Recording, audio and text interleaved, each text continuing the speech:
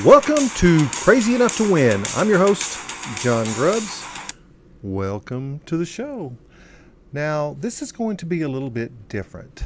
Today, we're going to talk about why I stopped giving a crap. And I hope you find this not only interesting, but inspirational as well.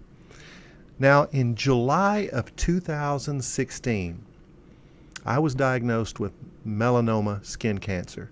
And for any of you that may not know, it is the worst kind of skin cancer to get. And I know I spent 17 years coaching youth baseball, and I was never very disciplined about wearing sunscreen. And I'm going to tell you that's different now. I am a fan of sunscreen, and I promote it and support it and encourage it everywhere I go. Luckily, it was caught early. One surgery and a few lymph nodes later, I'm doing pretty well. And the only, residual that I have is I had to get my college ring resized larger because my body, it just doesn't evacuate fluids in my right arm as well as it used to. And it's a small price to pay for the powerful, life-changing impact I experienced mentally because of cancer. And many people are on an express train to the proverbial end of the line. They are in this constant, nonstop rush to the next thing, whatever it may be. It might be a promotion, a new job, having children, or whatever.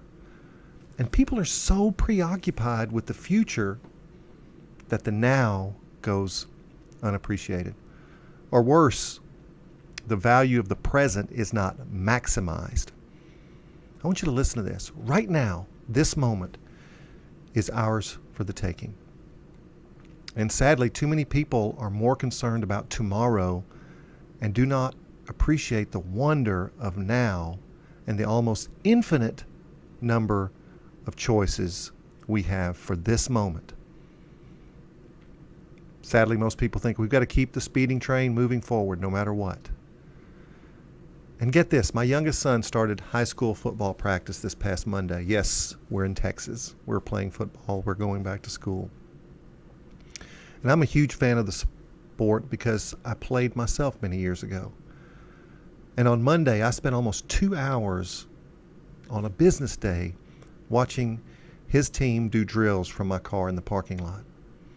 And some people might say, what's the big deal, John? Well, here's a little secret. I would have been too busy to invest that time before cancer. Cancer changed my priorities in life. Listen to this quote. If you are owned by the things you own, you will lack yourself. And that's by Mahinder Singh Jakar. I have committed to stop giving a crap about too many things at one time. I'm not saying this is easy. I'm predisposed to worry, so giving a crap is actually in my wheelhouse, as they say. And I have learned we only have a certain amount of bandwidth for what matters in life. It's easy to dilute our present with too many things that they just don't matter in the long run.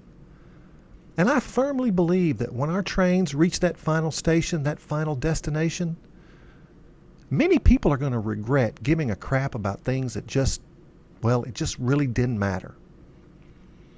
Following is a trick that I learned from Tim Ferriss. He's the author of the 4-Hour Work Week. Start each day thinking about 2 other people being happy in life. I do this in the car on the way to work. And I know this sounds crazy, but stay with me. Stay with me. Take 60 seconds per person, just imagining them happy, doing things that make them happy, being in a place that makes them happy, surrounded by people that make them happy. You will be blown away about how you feel the rest of the day. You will actually feel happier. And this simple form of meditation or prayer for many performs mental jujitsu on our minds. Happiness, as it turns out, is a derivative of how we see and imagine others, not ourselves. When we focus on ourselves, self-judgment, anxiety, and worry take over. The old saying, get out of your own head, really works. And I love this quote. My voice is never much louder than a ripple, but even small voices sound loud when you talk about things that matter. That's from Natalie Lloyd. In his book, Things That Matter, the late Charles Krauthammer espouses some powerful ideas that matter. The wonders of space, the innocence of dogs, manners, habits, curiosities are things he said matter. What would you add to the list? The love we feel for a child, the power of diverse thoughts, and the opportunity to learn might make a few people's lists. Now think about things that would not make your list. The car you drive, the size of your television, or even your child's class ranking in high school 10 years after graduation. At one point in your life, these things seem to matter. However, in retrospect, they simply do not. It's easy to obsess about our future. I guess it's considered normal. However, it can be rationalized to seem ridiculous. In statistics, we learn the cone of uncertainty. I want you to imagine a horizontal cone with you at the narrow end. The farther you go into the future, the less certain things become. This means you are likely worried about things that will never happen, or worse, never matter. Your high school senior does not get accepted to her first choice for college. Your mind can invoke all sorts of negativity for her future. You can obsess over the disappointment, or worse, blame yourself as a parent for not better preparing her for this moment. Guess what? In 10 years, it will not matter. Some of you may be able to relate to this. You lost your job during the pandemic. It's happened to a lot of people. Unless you give up, life will give you a new set of choices that are often better than the reality of the past. You can seize new opportunities, new directions, or a new career. You have been liberated from the yoke of the past by the choices of the present. Let me say that again. You have been liberated from the yoke of the past by the choices of the present. Here's an exercise for you. If you have to pause this podcast to do this, do so. But I want you to write down 10 things that really matter to you. What are you doing for those 10 things today?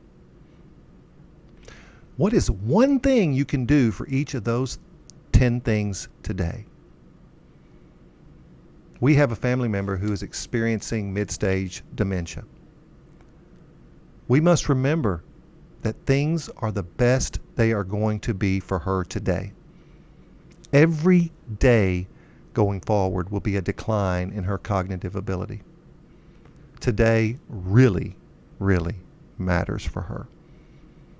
So I want you to think about this. If you were declining, if you discovered you were declining cognitively, what should you do today? Here's the deal. You only have so many give-a-craps at one time. Don't waste don't waste them on things that don't matter. You can love people without carrying their burden. You can be happier with fewer things. Have a purpose that transcends popular trends in society. Let's appreciate the little things that always seem to matter. Listen to this quote. When you care about things, it ends up wearing you out. That's from Sakisaka low? Are you worn out from caring about things that have no long-term significance? Will those things matter in 5 years? Are you exhausted from stress? Try something completely new. Get a new hobby. Quit that terrible job. Change zip codes. Take a yoga class. Do something awkward that is completely out of your comfort zone. Joyce Rochelle says it's only awkward if it matters. And I encourage you to use the magic of one step at a time. If something matters, take one action today. This action allows you to minimize stress and worry. The anxiety of the future can be mitigated by one step today. If going back to school matters to you, download the application today. If starting a new business matters, pick your domain name today. If family matters to you, make a phone call today. If playing golf matters to you, leave early and play golf today. One step today should be repeated every day. One step each day, then put it away.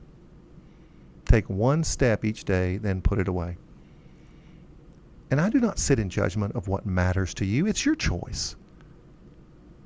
If you can do one step for each of the 10 things that matter today, you can put them away mentally and repeat tomorrow. Isn't that cool? The most important distance in life is between 0 and 1 step. Let me say that again. The most important distance in life is between 0 and 1 step. Don't judge me.